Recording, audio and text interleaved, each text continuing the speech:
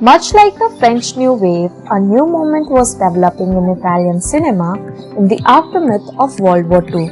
Benito Mussolini founded Italian fascism in the mid-20s and it rose up to great heights until 1943 when his government fell. Filmmakers were now looking for an opportunity to smash the old guard and show the Italian expression from a new angle. And here was the chance. This is Italian neorealism. Hello, this is Raina Joseph and welcome to Excel. For a lot of us, history can be really monotonous. But why does this happen? All these years in school being hammered over the head with history, and for what? The biggest problem with history is relatability.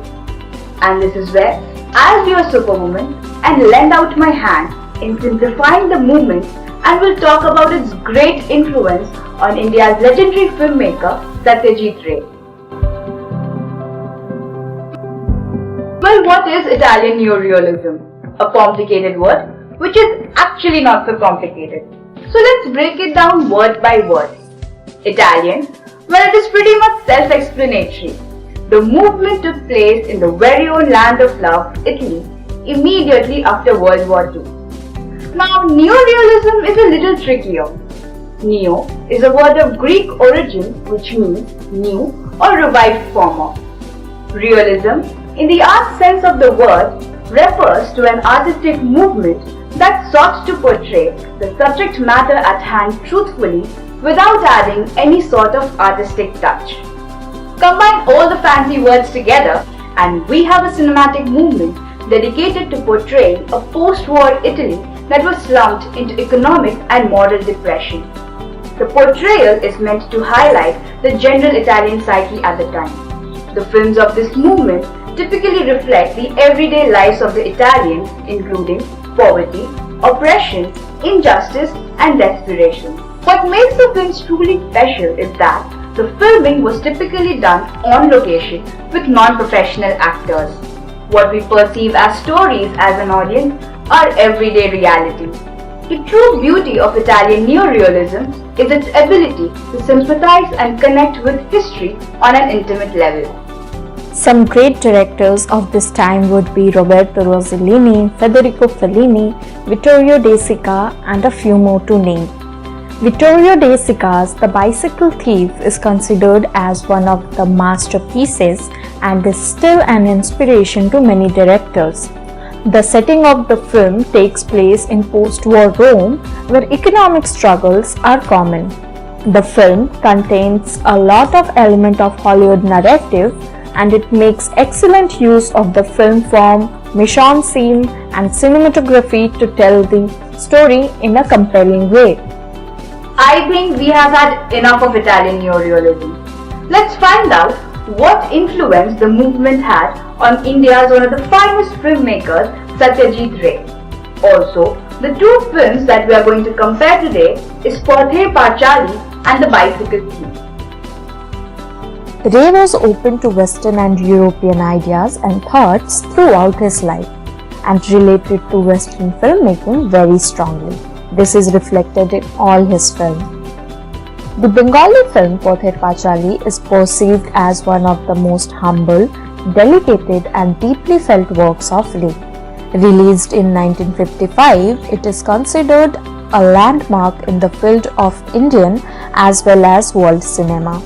Although it was director Ray's debut film, it went on to win and receive popular acclaim from all around the world. The film was also instrumental in winning the Best Human Document Award at the Cannes Film Festival of 1956.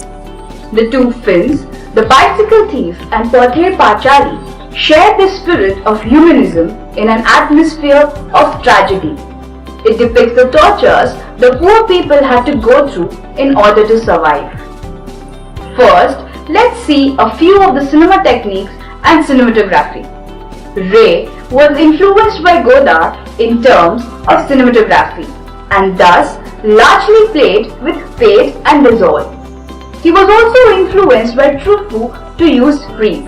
Characteristics like irony, understatement, humor, open endings, and a fluid camera were distinctly shown by the movie, which again traces its root to techniques used during neorealist film movement.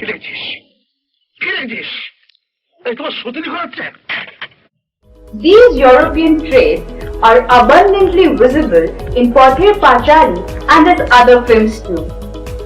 Now let's discuss the location. Both the films, The Bicycle Thief and Pather Panchali, are based out at very ordinary and middle-class locales.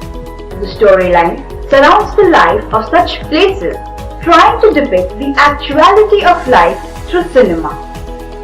The film was shot in Borel, a village near Calcutta, which selected in early 1953 as the main location for principal photography, and night scenes were shot in studio.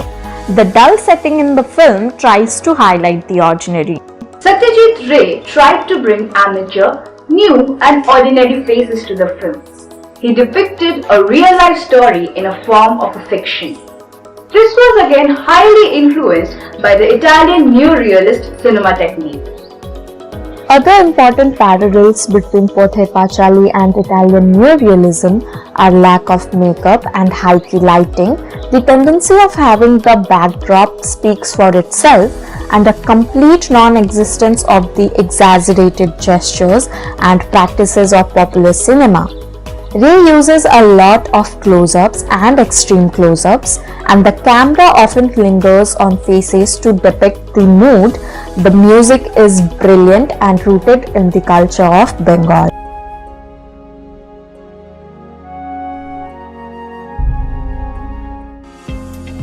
Now let's have a look at the ending of the two films.